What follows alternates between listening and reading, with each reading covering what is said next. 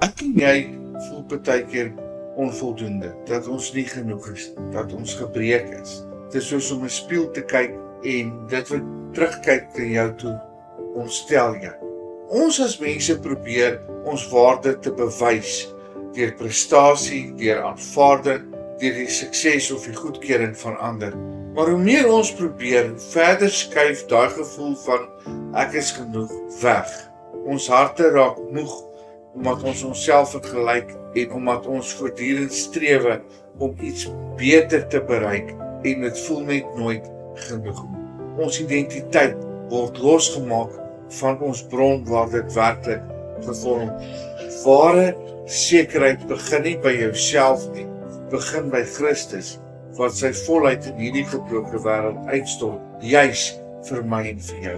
Efesiërs 3 vers 16 en 17 sê dat hy julle mag gee na die rykdom van sy heerlikheid om met krag versterk te word deur sy gees in die innerlike mens, dat Christus deur die geloof in julle harte kan woon. Hier sien ons dat ons identiteit nie uit ons eie gebou kan word, dat ons sukses nie uit ons eie vermoë kan ontstaan nie, maar slegs deur God se krag wat ons innerlike mens versterk. Hy vul die plekke waar ons onseker is en sy teenwoordigheid word die beginpunt van ek is genoeg. Wanneer die wêreld se standaard ons hart druk, moet ons luister na die woord van God, want God het ons nie gekies op die grond van ons volmaaktheid nie. 1 Timoteus 3 vers 4 en 5 sê vir ons, maar toe die goedgunstigheid en die liefde tot die mens van God ons saligmaker verskyn het hy ons gered, nie op grond van werke van geregtigheid wat ons gedoen het nie, maar volgens sy barmhartigheid. Ons identiteit in Christus word nie verbied nie. Dit word ontvang deur God se genade. Dit is die plek waar ons hart regtig kan asemhaal, waar die wete dat God se liefde eerste kom en dat dit die las van ons oplig. Wanneer ons probeer om met ons eie krag te leef, grawe ons dikwels die put net diep. Want Christus daal af in daai donker dieptes in met sy lig. En hy roep jou op die naam, omdat jy moeg voel en omdat hy weet dat die stryd om self te probeer uitkom jou uitdruk. Hy bevestig die waarde van die kruis. Nie deur ons prestasies. In Romeine 8 vers 1, daar is dan nou geen veroordeling vir die wat in Christus is. Veroordeling breek ons identiteit aan. Christus bou dit op. In hom word die onvolmaakte hart geheilig, nie deur menslike krag, maar deur sy liefde op. En die wêreld gaan jou oordeel. Die wêreld gaan jou probeer aftrek. Maar die oordeel wat nog kom is vir hulle wat Christus het. Ek en jy wat Christus het, ons is vrygespreek. En dit is so groot deel van ons identiteit dat ons dit uitleef. En uit dankbaarheid ons lewe so leef dat ander mense kan sien dat Christus in ons lewe na vore kom.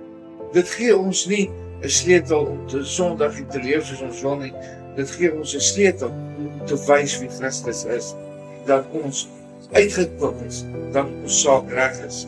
Om te weet wie ons is, begin met om op te hou kyk na ons eie tekorte en om ons oor op Christus te vestig wat geen tekort het. Christus is en omdat Christus genoeg is en ons in Christus is vir ons die Bybel, is ons op. Wanneer jy voel jy skiet te kom terug in sy teenwoordigheid. Kom nader na sy identiteit. Ons moet ophou soek in die wêreld. Ons moet uitkom by hom, waar ons weet ons is geliefd, ons is gered, ons is vasgeanker in hom.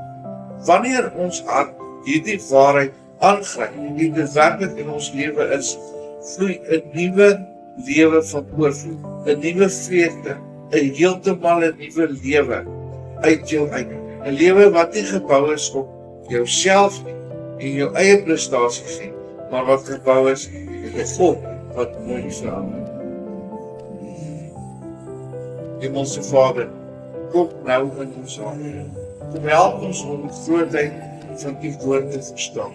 Kom help ons om te verstaan, Here, wie U is en wat U vir ons wil doen. Vader, ons kom vra, kom help ons. Vader, kom verander ons omstandighede. Vader, kom verander hoe ons na onsself kyk. Vader, kom maak ons lewe volmaak in U oë en nie in die oë van die wêreld. Ons eer en verheerlik en prys U naam. Amen.